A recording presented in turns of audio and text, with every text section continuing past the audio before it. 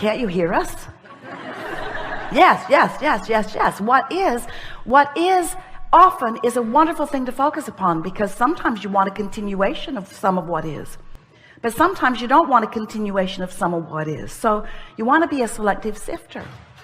And so then you say, yes, I'll do that soon. I'll do that soon. And we want to help you to give yourself the benefit of the doubt here. Give yourself a break, because you can't all of a sudden begin believing or thinking so differently than what you have been because of momentum. Esther has a love-hate relationship with the San Francisco Hills. She couldn't believe that people actually lived there and drove there.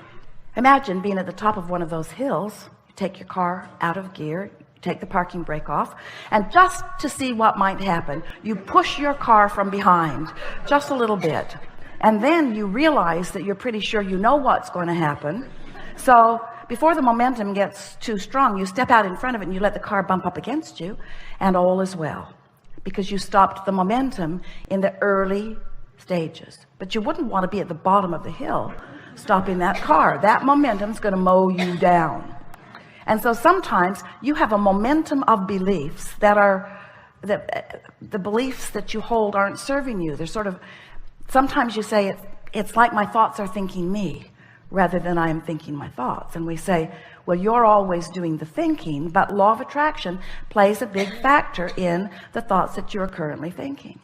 So today I want to talk with you about anything that matters to you, but we want to help you to get a handle on what your point of attraction is, and we want to show you some easier ways to adjust the vibrational output that you've got going on.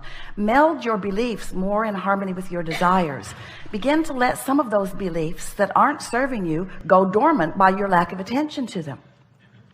But you can't all of a sudden let something go dormant that has momentum going. That's like saying, okay, I'm going to push my car, and right before it crashes into the bay below, I'm going to stop it. And we say, probably not in a comfortable way. And we want you to know that you can change your beliefs in comfortable ways. It doesn't have to be a hard thing. Someone said to us the other day, and this is going to annoy you as much as it annoyed this person, our response. This person said, how do you get rid of doubt? And we said, before you get it. Well, how annoying is that? If I've already got it, then it's too late for me. And what we wanted to make this person understand is that what you've got going on right now will peter out if you do not continue to give more attention to it. Really, it will. This universe is based upon attraction, and when you are thinking about something, law of attraction is responding to the active vibration here and now. So if the active vibration here and now is different than it was before, then your point of attraction is shifted and you're going to receive different things. So today we want to talk about anything that matters to you, but we want to weave it into the framework of the laws of the universe as we know them to be.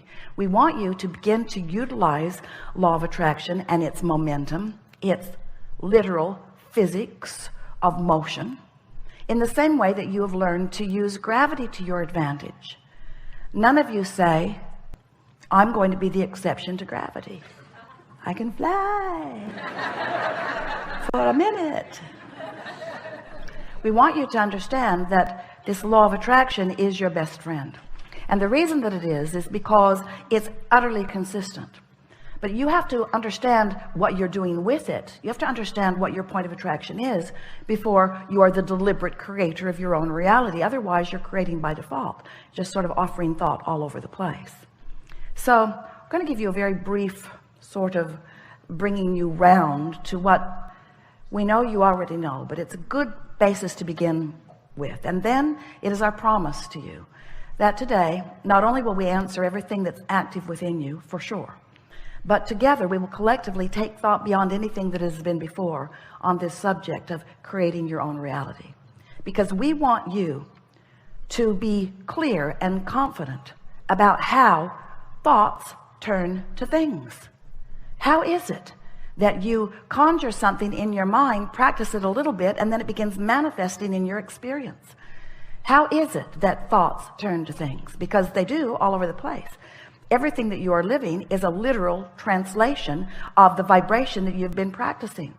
But when you're not doing it on purpose, when you're not doing it deliberately, when you're not paying attention to the guidance system within you, and you're not deliberately molding your thought with awareness of what the new molding feels like, then you have a tendency, as humans, we love you so much, to observe outcomes, to observe conditions, and then to spend most of your time evaluating the conditions, measuring them, categorizing them, judging them, condemning them or praising them, but vibrating all over the place because of them.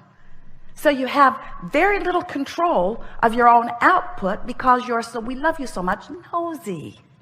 You have so much attention about so many things that you then activate in your vibration that doesn't serve you. And the primary reason that you are willing to do that, we love you very much. You know what's coming next whenever we say that. We do. We love you so much. But the primary reason that you do so much of that is because, did we tell you we love you? You're willing to put up with not feeling good. You're willing to endure negative emotion. You're willing to say, guidance system, I know you're trying to help me do what's better for me, but I'm strong and brave.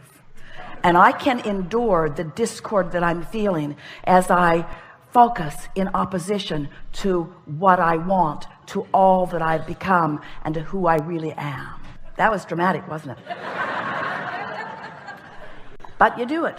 You do it because you are willing to put up with it to a certain extent. And this is what we meant as we were talking to our friend about getting rid of doubt before it starts. In the early stages of practicing that vibration, it's not all that painful.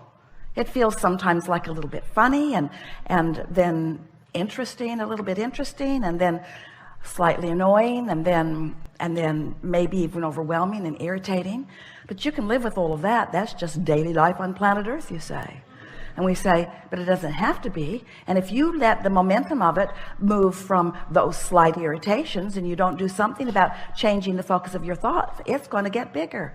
And before you know it, you've got some full-blown car barreling down the hill, and you're at the bottom of the hill trying to stop the momentum, and you're saying, this is hard.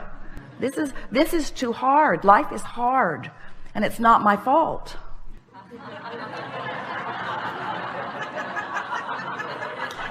I blame my mother. She should have warned me. She shouldn't have warned me.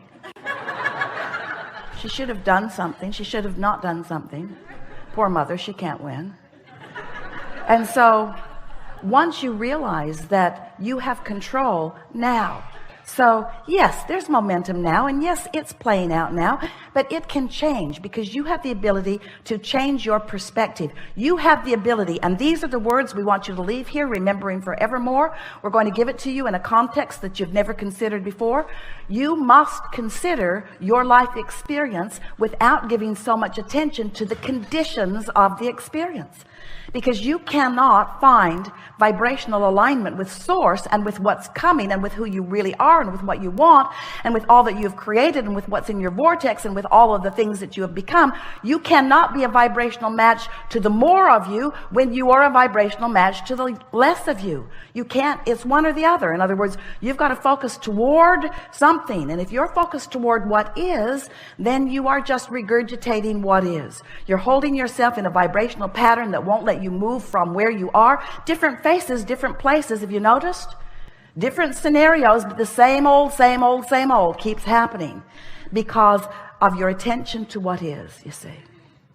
And so we know you've heard the expression unconditional love. People talk about it all the time, but they don't have a clue what it means, because most people, when you speak of unconditional love, think that what we're saying is look at some condition that is really important and tolerate it. look at it, and even though your guidance system is turning your guts wrenching inside out, even though everything within you is letting you know that this conversation is not of advantage to you and it's just perpetuating a vibration that's going to continue a point of attraction that does not serve you and that you do not want, even though all of that is going on, be a lover, an unconditional lover. Just look at that guy you hate and say nice things about him when he's around. But unconditional love is being aligned with source. That means you have to look at things the way source looks at things. In other words, you can't have something going on in your vibration and just cover it up with words and action. That's not unconditional. That's based upon the conditions. And so we know it feels a little uncomfortable in the beginning of this discussion, but it is our promise to you that by the time you leave this gathering today, you'll have a clear understanding of how to tune to who you really are and what you really want, rather than to the current condition that is introducing resistance into your vibration. And that is all that is required for you to move from unwanted to wanted, or from less of something that you want to more of something that you want, to more interest, to more delight, to more passion, to more eagerness, to more love, to more appreciation, to more alignment, to more of who you already are vibrationally. So you were source energy before you came into these physical bodies. You don't remember that, and there's a reason that you don't, but you were. You were source energy before you came into these physical bodies, and now you are an extension of that source energy. So here you are, focused just as you intended to be, focused upon the things of your time-space reality, and you are utilizing your focus to help you personally, independently, identify your preferences. Sometimes you don't really grasp that. You don't really understand how perfect it is and how important it is that you deliberately choose. So anyway, that's step one. You ask for what you want, and you can't stop asking, because life just continues to serve itself up to you in ways that cause you to identify your preferences. It happens all day, every day, at all levels of your being. It's really what the evolution of all species is about. So when you know what you don't want, you know what you do want. If someone's rude, you want them to be nicer. If you're rude, you want to be nicer. If you're unhappy, you want to be happier. If something's gone wrong, you want it to go right. In other words, if you don't have enough of something you want more of it. It's a very simple equation, not hard for you to figure it out, and you're doing it all day, every day. But what you may not know is that every time, whether you speak it out loud or not, something happens like that, you are launching these vibrational preferences. And the larger part of you is aware of the preference that you have launched and becomes it, because your inner being is unconditional. Your inner being rides the rocket of your desire. When you say, I prefer something, your inner being doesn't say, well, there aren't that many of them going around. Your inner being doesn't say, well, that's risky business and it's unlikely. Your inner being doesn't say, you don't have the education for that, or the money for that, or the background for that. When you launch a rocket, a request, a preference, a desire, your inner being becomes a vibrational match to it immediately. And because you are an extension of that inner being who has become a match to it, now you hold the potential of splitting your energy if you don't become a match to it too. You see how it works? When you say, I want that, the source within you says, done. We're there. We've got it. We're a vibrational match to it. Because everything that manifests is first a vibrational frequency. And the source within you will give you this, can more easily match your desires, because in the energy stream, it is immediate. In your manifestational world, you've got some bugs to work out of your vibrational frequency. Source doesn't have to work those bugs out, because source already believes in you. Source already knows your value. Source already knows your worthiness. Source remembers why you came and who you are. So when you launch a rocket about something that you would like more of, source is right there in that frequency. And in fact, the only reason that any of you ever feel any slight or strong negative emotion is because source finds the frequency, the fullness of the desire that you have launched. And when you don't, there's vibrational discord between you and source. Does that make sense to you? The only reason, if there were ever a way for you to understand that source exists, it must be in your emotional awareness.